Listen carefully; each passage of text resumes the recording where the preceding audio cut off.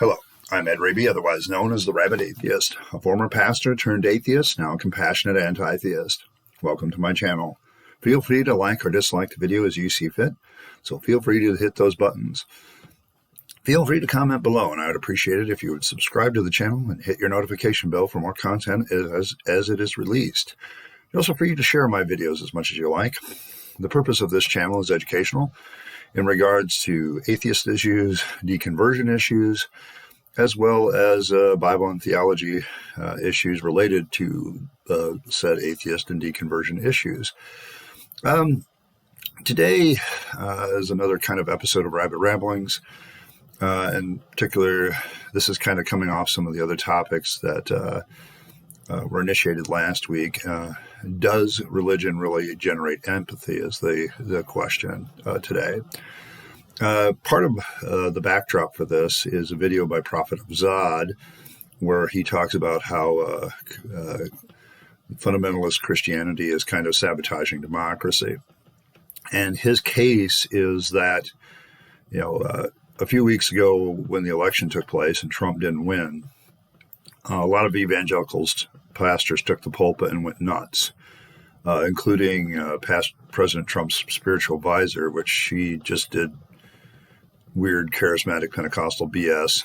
And a lot of atheist channels have absolutely made fun of these, rightly so, and lampooned them. But Prophet Rabyd and I think probably because we come out of the church, we're a little bit more alarmed by this stuff.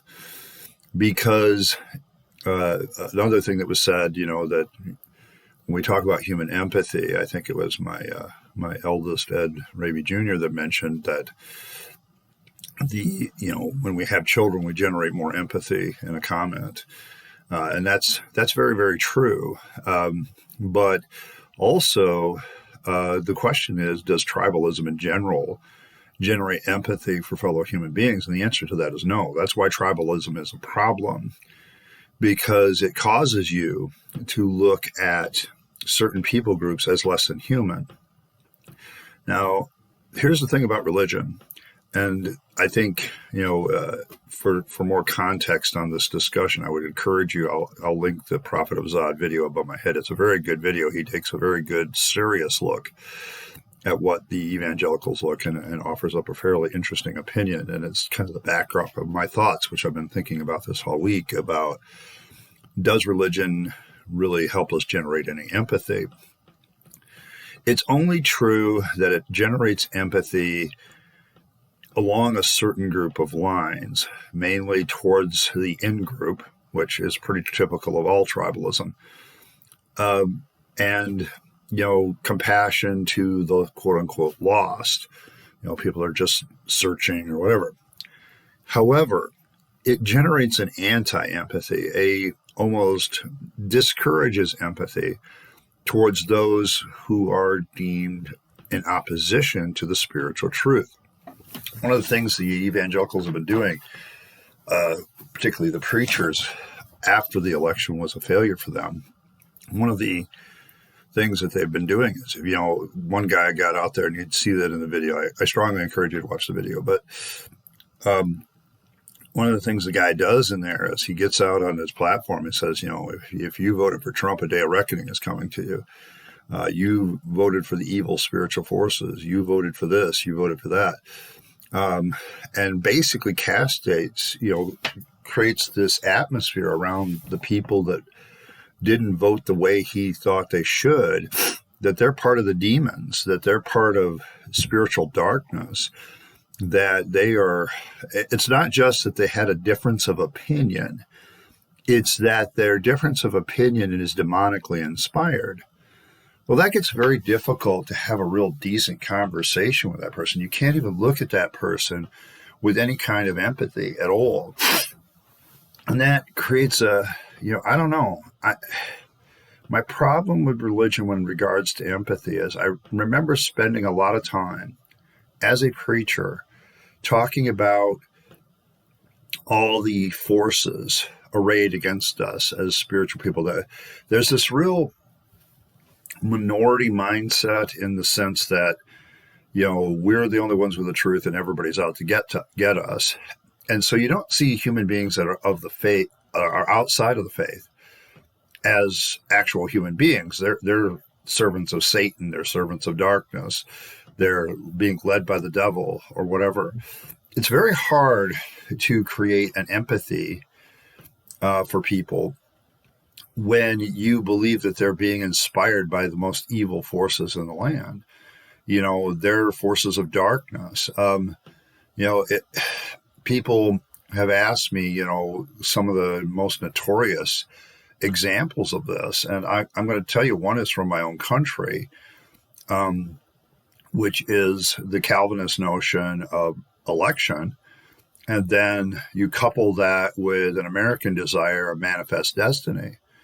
And manifest destiny was the idea that it was white man or American man's destiny to go coast to coast. Well, never mind that there were hundreds of Native American tribes in between the East Coast and the West Coast that were kind of in the way, but they were looked as savages. I mean, when you look at, say, the Pilgrims dealing with the Indians, a lot of people talk, well, they had a treaty with the Indians that lasted 50 years. It still got broken. But here's the thing. The Pilgrims got along peacefully with the natives because they knew the natives would absolutely crush them if it was a war. But their personal views of the natives were that they were unelect and unwashed heathens, okay? How dare you have your women walk around wearing nothing but a loincloth kind of thing, especially in the summer. They had no crime as far as most people could tell. I mean, the Native American society was backward technologically speaking, but socially it was quite advanced in some respects, and we could take a lot of lessons from it.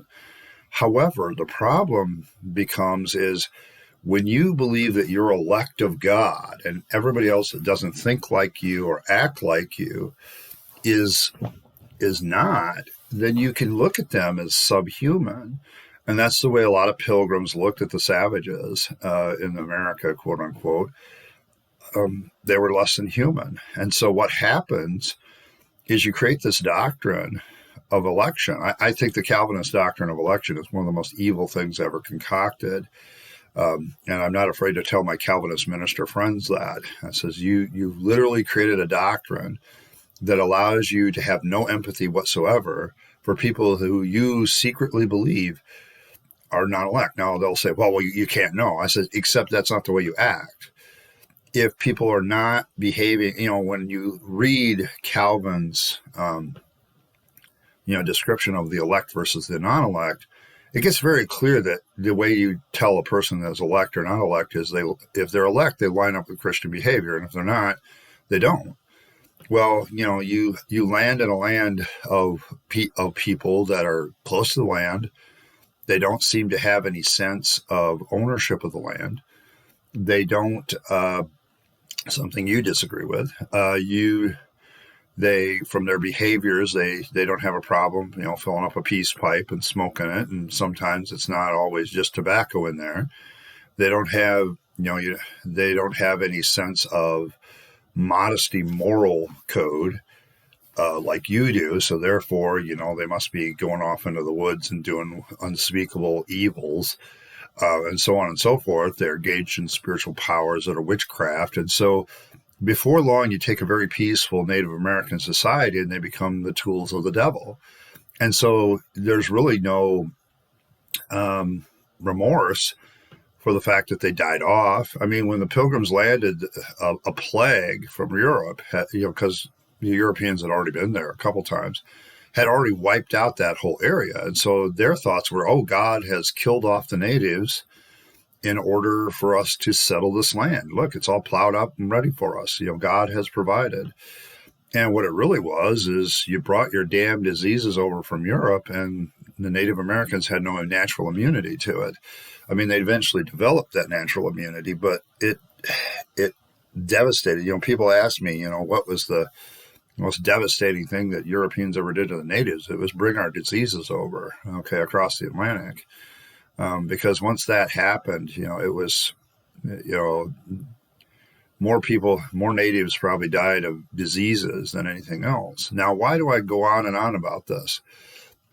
because the theological viewpoint allowed people to look at themselves as the truly elect followers of God, a Christian nation, a Christian nationalist point of view. And everybody else that didn't agree with that, well, they were just in the way. They're non-elect, they're destined for hell. So it doesn't really matter if we kill them or push them off their land or whatever. And this idea of manifest destiny just took a hold. And, over the time, throughout the history of the United States, it was just a westward push.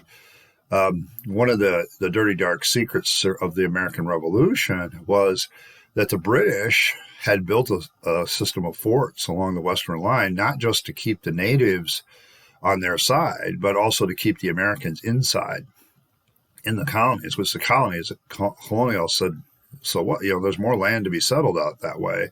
The only problem is the natives, and we can push them out of the way.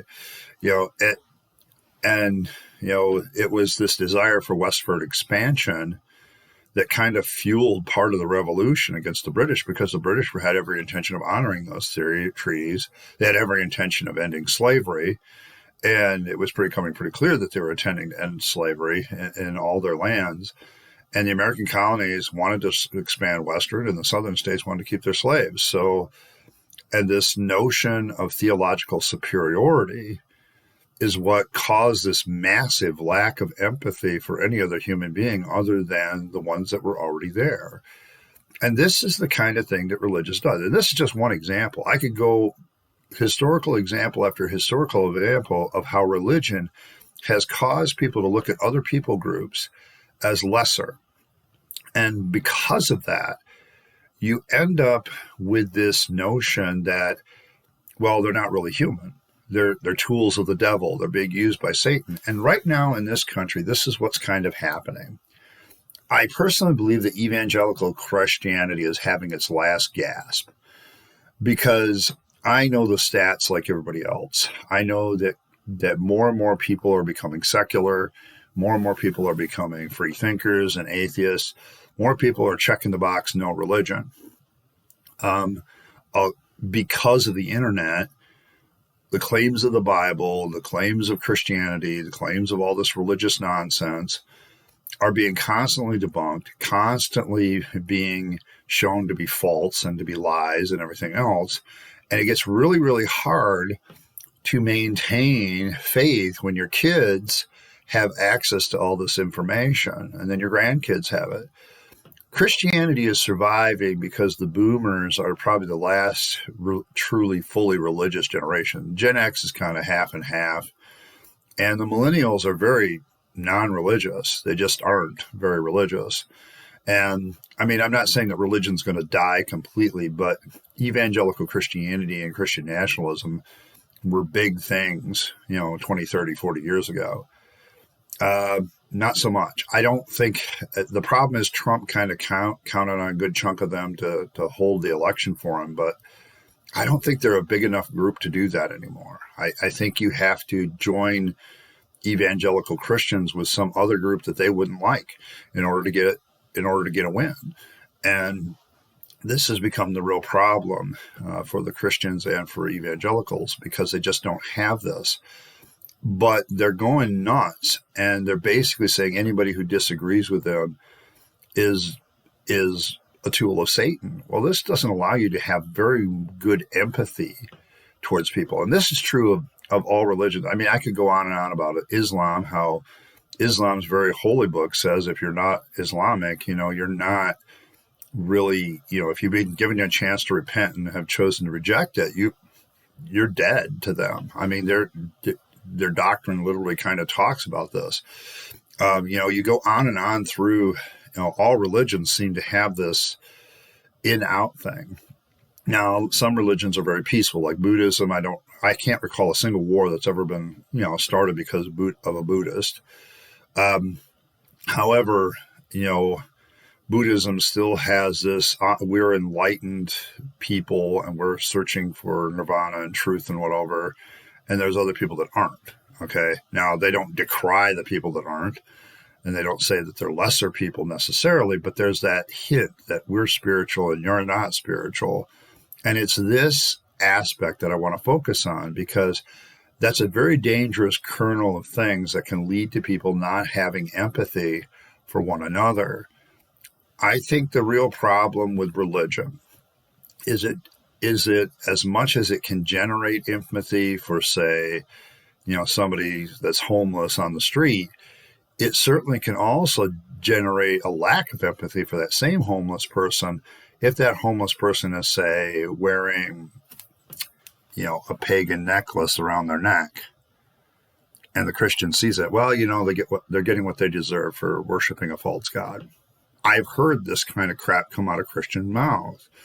When somebody takes a different path and they don't agree with that path, well, and then some misfortune happens to that person, well, they're getting what they deserve. That's a lack of empathy.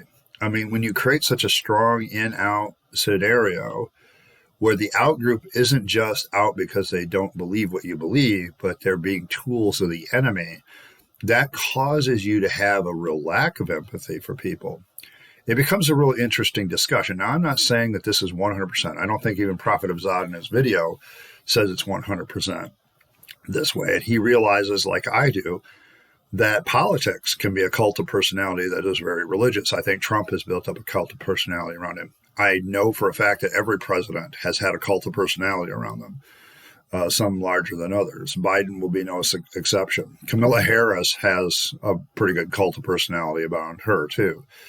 And some of the same tactics that are used in religion are also used in politics. So this idea, I mean, you may not go to the street and say they're tools of Satan, but you castrate somebody. I mean, the left is notorious for calling people racist and homophobe and everything just because they might have an objection to certain things that people do. And all of a sudden you're a racist homophobe. Well, that's name calling, and it's very religiously oriented. You're casting somebody in the worst light possible simply because they have a different, political ideology or viewpoint.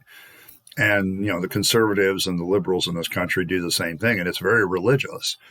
It gets the idea from religion.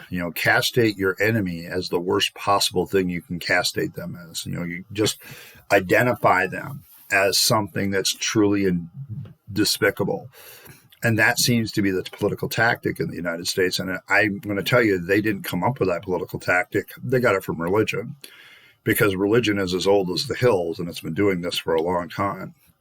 I'm interested to hear what people have to think about this question of empathy and religion. So I'm really interested to see what happens in the comments. And I want to thank everybody once again for stopping by and listening to an ex-preacher, now atheist, ramble on about his thoughts about the world. And hopefully someday I can convince you to be a rabid atheist like myself. In the meantime, this is Ed Rabyd, also known as the Rabid Atheist, signing off and wishing you a good day.